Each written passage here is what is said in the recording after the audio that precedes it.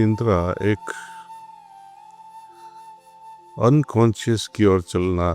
యోగ నిద్ర అచేతనావస్థకు సంబంధించినది, ధ్యానం జాగ్రత్తావస్థకు సంబంధించినది. जब हम ध्यान करते करते या प्रार्थना करते करते सो जाते हैं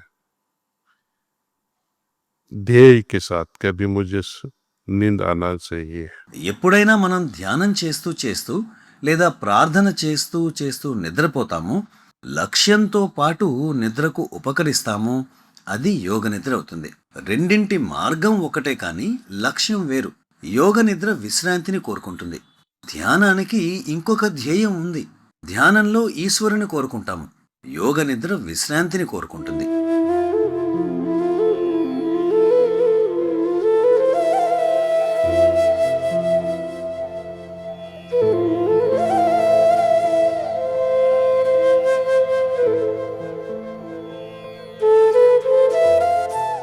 ఒకే ఒక్క ఉద్దేశ్యంతో ధ్యానం మొదలు పెడతాము.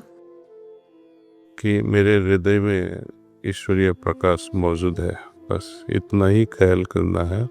హృదయంలో ఈశ్వరీయ ప్రకాశం ఉందన్న భావనతో మొదలు పెడతాము. ఇది చేస్తే చాలు, ప్రయత్నం చేయనవసరం లేదు.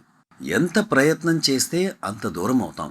దీనికి సరళమైన ఉదాహరణ నిద్ర. మనం ఇంటికి వెళ్ళి త్వరగా నిద్రపోవాలని ఎంత ప్రయత్నించినా అది కుదరదు. నిద్రకు ఇంకా దూరం అవుతాం. ఎప్పుడైతే నిద్రపోవాలి అన్న ప్రయత్నం విరమించుకుంటామో అప్పుడు అప్రయత్నంగా నిద్ర వచ్చేస్తుంది. నెమ్మది నెమ్మదిగా మనస్సుకు ఈ శిక్షణ ఇస్తాము.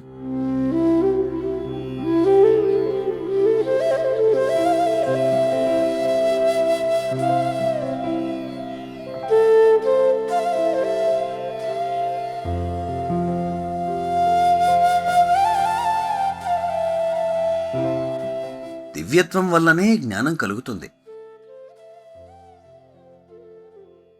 మనకు శరీరం ఉంది. We have body. How do you know you have body? మనకు శరీరం ఉన్నదని ఎలా తెలుసు? మనసు చెప్పడం వల్ల.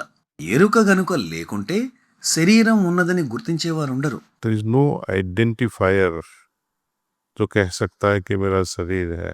దివ్యత్వమే లేకపోతే జ్ఞానం ఎలా వస్తుంది? జ్ఞానం నిమ్న స్థాయికి చెందినది, దివ్యత్వం ఉన్నత స్థాయికి చెందినది. మనస్సు విషయంలోనూ ఇదే విధంగా ఉంటుంది. मन के बारे में भी है. If you don't have intellect, how would you know your manas? బుద్ధి లేకపోయినట్లయితే మనస్సు ఉందని ఎలా తెలుస్తుంది? ఆత్మ లేకపోతే నీకు బుద్ధి ఉంది అని ఎలా తెలుస్తుంది? అందువల్లనే మనస్సు శరీరాన్ని తెలుసుకుంటుంది, కానీ శరీరం మనస్సును తెలుసుకోలేదు. మనస్సు బుద్ధి గురించి ఎప్పుడూ తెలుసుకోలేదు, కానీ బుద్ధి మనస్సును తెలుసుకుంటుంది. అదేవిధంగా జ్ఞానం దివ్యత్వాన్ని తెలుసుకోలేదు, దివ్యత్వం జ్ఞానాన్ని తెలుసుకుంటుంది. సోపాన క్రమం అలా ఉంటుంది.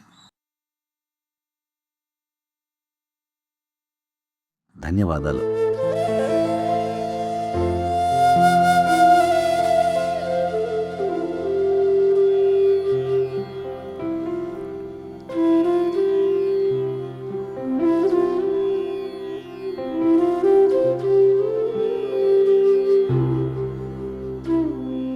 ఆత్మ వైపు తీసుకువెళ్ళడానికి ధ్యానం మనస్సుతో మొదలవుతుంది. ఆత్మకు స్వంత మనస్సు ఉండదు, కాబట్టి ఆత్మ తనను తాను అర్థం చేసుకోవడానికి మనస్సును సృష్టిస్తుంది.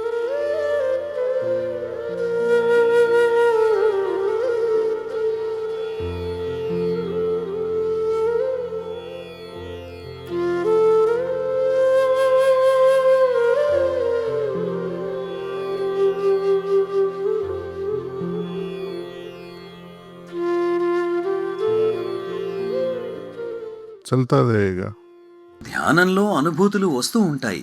ఒక స్థితి వస్తుంది, అనుభూతి వస్తుంది, మరియు దాని ఎరుక కలుగుతుంది. మళ్ళీ ఒక స్థితి, అనుభూతి, ఎరుక, ఇలా ఈ చక్రం జరుగుతూ ఉంటుంది. ప్రతిరోజు ధ్యానం చేస్తూ ఉండాలి. ఉదయం ధ్యానం, సాయంత్రం నిర్మలీకరణ, రాత్రి నిద్రపోయే ముందు ప్రార్థనా ధ్యానం. ఈ 3 విషయాలు అనివార్యం. వీటిల్లో రాజీ పడరాదు. అంటే ఖచ్చితంగా ఈ 3 చెయ్యాలి. రాత్రి ప్రార్థనా ధ్యానం తర్వాత నేను ఆ ప్రభువు ఒడిలో నిద్రపోతున్నాను అనే ఆలోచనతో నిద్రలోకి జారిపోవాలి. ప్రార్థన పూర్తయిన వెంటనే నిద్రపోవాలి.